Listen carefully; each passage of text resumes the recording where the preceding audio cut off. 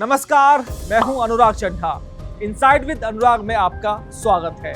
2024 के लोकसभा चुनाव में नैरेटिव था कि बीजेपी सत्ता में लौटी तो संविधान को बदल कर रख देगी, और अब 2027 के यूपी विधानसभा चुनाव के लिए नया नैरेटिव गढ़ा जा रहा है कि बीजेपी परिसीमन विधेयक लेकर आएगी और उसके बाद देश में कभी चुनाव होंगे ही नहीं। दोस्तों, 2024 के आम चुनावों में हमने देखा कि कैसे संविधान खतरे में है और आरक्षण खत्म हो जाएगा वाले नैरेटिव ने उत्तर प्रदेश में भारतीय जनता पार्टी के अजय माने जाने वाले किले में बड़ी सेंध लगा दी थी। समाजवादी पार्टी और इंडिया गठबंधन को इस नैरेटिव से अप्रत्याशित सफलता भी मिली थी, क्योंकि इसने समाज के हाशिए पर खड़े वर्गों, खासतौर पर दलितों और पिछड़ों के भीतर एक अस्तित्व का डर पैदा कर दिया था।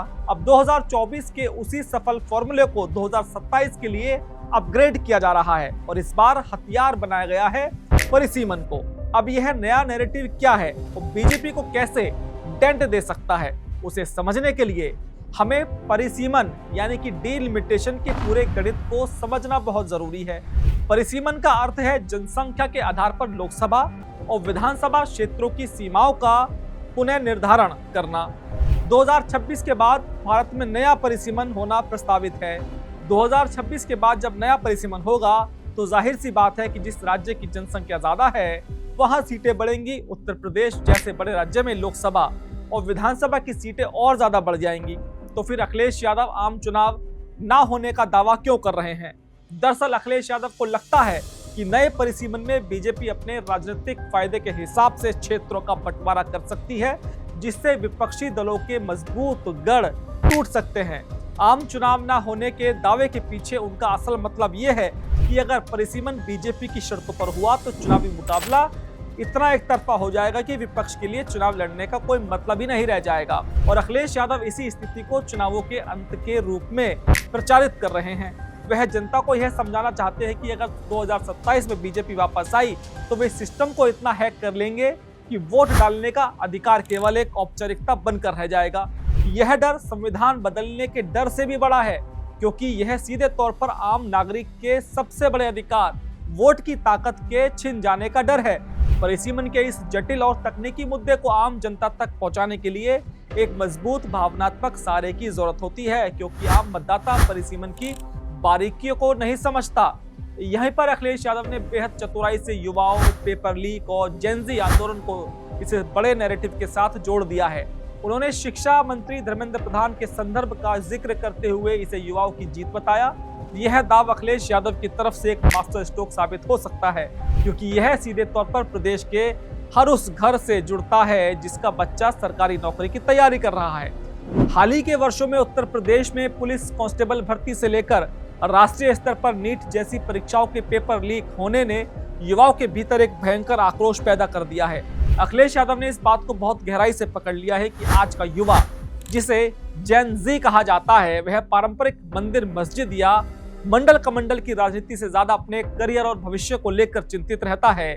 जब उन्होंने कहा कि युवा पहली बार यह अनुभव करने गए कि लाठी कैसे लगती है और आंसू गैस का क्या असर होता है, तो वे सीधे तौर पर उस युवा पीढ़ी के गुस्से को अपनी पार्टी के साथ अलाइन कर रहे थे। समाजवादी पार्टी, जिसे कभी एक क्षेत्रीय और जातीय समीकरणों वाली पार्टी माना जाता था, वह अब खुद को युवाओं के हकों की लड़ाई लड़ने वाले एक आधुनिक और मुखर मंच के रूप में स्थापित करने की कोशिश कर रही है। इस पूरी रणनीति का 2027 के उत्तर प्रदेश विधानसभा चुनाव पर बहुत गहरा और सीधा असर पड़ने वाला है। अगर हम इस प्रभाव का विश्लेषण करें तो सबसे पहले समाजवादी पार्टी के नजरिए से देखते हैं अखिलेश यादव की यह स्क्रिप्ट अगर जमीन पर उसी तरह असर कर गई जैसे 2024 में संविधान बचाओ अभियान ने किया था, तो सपा को अभूतपूर्व फायदा हो सकता है। यह नैरेटिव सपा को अपने पारंपरिक MY यानी कि मुस्लिम यादव बेस से बाहर निकालकर एक बड़े अम्ब्रेला के नीचे लेकर आता है, जिसमें निराश युवा, रोजगार की तलाश में भटकते छात्र और परिसीमन से अपने राजनीतिक वजूद के छिन जाने का डर महसूस करने वाले दलित और पिछड़े वर्ग के लोग शामिल हैं। सपा का फायदा इसमें है कि वह सत्ता विरोधी लहर को केवल बेरोजगारी के मुद्दे तक सीमित नहीं रख रही है, बल्कि उसे लोकतंत्र और भविष्य के खात्मे के एक बड़े वैचारिक युद्ध में बदल रही है। यह मतदाताओं के भीतर एक तात्कालिकता की भावना पैदा करता है कि अभी नहीं तो कभी नहीं। दूसरी ओर भारतीय जनता पार्टी के लिए यह एक बहुत बड़ा और खतरनाक अलार्म है। 2024 के लोकसभा चुनावों में बीजेपी ने उत्तर प्रदेश में सीटों का जो नुकसान उठाया उसका सबसे बड़ा कारण यही था कि पार्टी विपक्ष द्वारा गढ़े गए संविधान बदलने के नैरेटिव को समय रहते काउंटर करने में विफल रही थी। बीजेपी का शीर्ष नेतृत्व विकास, राष्ट्रवाद और राम मंदिर के मुद्दे पर चुनाव लड़ रहा था, जबकि जमीन पर विपक्ष ने आरक्षण खत्म होने का डर सफलतापूर्वक फैला दिया था। अब 2027 के लिए सपा उसी तर्ज पर परिसीमन और पेपर लीक का चक्रव्यूह रच रही है। अगर बीजेपी ने इस बार भी इस नैरेटिव को हल्के में ले लिया या इसे अखिलेश यादव की राजनीतिक बयानबाजी मानकर नजरअंदाज किया तो उन्हें 2027 में भारी राजनीतिक नुकसान उठाना पड़ सकता है। परिसीमन का मुद्दा भले ही राष्ट्रीय स्तर का हो, लेकिन यूपी जैसे राज्य में जहां की राजनीति जातियों के बेहद संवेदनशील ताने बाने पर टिकी हुई है, वहां यह डर बहुत आसानी से बैठाया जा सकता है कि बीजेपी अपने स्वर्ण और शहरी वोटरों के हिसाब से नई सीटें बना लेगी और ग्रामीण व पिछड़े इलाकों का प्रतिनिधित्व कम कर देगी। इसके अलावा पेपर लीक और युवाओं का मुद्दा बीजेपी के सुशासन के उस मॉडल पर सीधा हमला है जिसे मुख्यमंत्री योगी आदित्यनाथ ने पिछले कई सालों में कड़ी मेहनत से खड़ा किया है। इस नैरेटिव को काटने के लिए बीजेपी को रक्षात्मक के बजाय आक्रामक और पारदर्शी रुख अपनाना ही होगा। उन्हें यह भी सुनिश्चित करना होगा कि परिसीमन की प्रक्रिया को लेकर कोई भी भ्रम जनता के बीच में ना फैले। साथ ही युवाओं के गुस्से को शांत करने के लिए केवल आश्वासन नहीं बल्कि जमीन पर पारदर्शी और निष्पक्ष भर्तियां करके दिखानी होंगी। बीजेपी को यह समझना होगा कि उनका मुकाबला अब केवल एक विपक्षी दल से नहीं बल्कि एक बेहद संगठित और मनोवैज्ञानिक रूप से गढ़े गए उस विमर्श से है जो उनके ही सबसे मजबूत किले में दरार डालने के लिए डिजाइन किया गया है। इस पूरी स्थिति में एक बात जो सबसे स्पष्ट उभर कर सामने आती है वो है उत्तर प्रदेश की राजनीति में हो रहा रणनीतिक बदलाव। यह चुनाव केवल रैलियों की भीड़ या मुफ्त की रेवड़ियों से नहीं जीते जा रहे बल्कि जनता के मन में स्थापित किए जा रहे नैरेटिव से जीते जा रहे हैं। अखिलेश यादव ने करगिल विजय दिवस और सशस्त्र बलों के सम्मान का जिक्र करके एक और अहम काम किया है। उन्होंने राष्ट्रवाद के उस मोर्चे पर भी अपनी दावेदारी पेश की है जिसे आमतौर पर बीजेपी का एक अधिकार माना जा रहा है।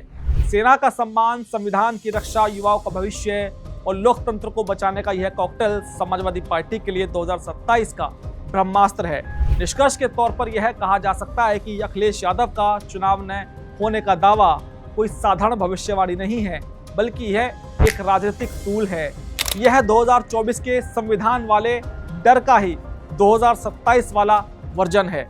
इसका मुख्य उद्देश्य बीजेपी को हर कदम पर स्पष्टीकरण देने के लिए मजबूर करना, युवाओं के गुस्से को राजनीतिक पूंजी में बदलना और अपने कैडर को यह समझाना कि यह चुनाव उनके राजनीतिक जीवन और मृत्यु का सवाल है। 2027 का उत्तर प्रदेश विधानसभा चुनाव केवल दो दलों की सत्ता की लड़ाई नहीं होगा बल्कि यह नैरेटिव और काउंटर नैरेटिव का एक ऐसा महासंग्राम होगा जो आने वाले कई दशकों तक भारत की राजनीति की दिशा और दशा तय करेगा। जो पार्टी जनता के मन में यह विश्वास पैदा कर पाएगी कि वह उनके वर्तमान और भविष्य दोनों की असली रक्षक है। उत्तर प्रदेश की चाबी अंततः उसी के हाथ में होगी।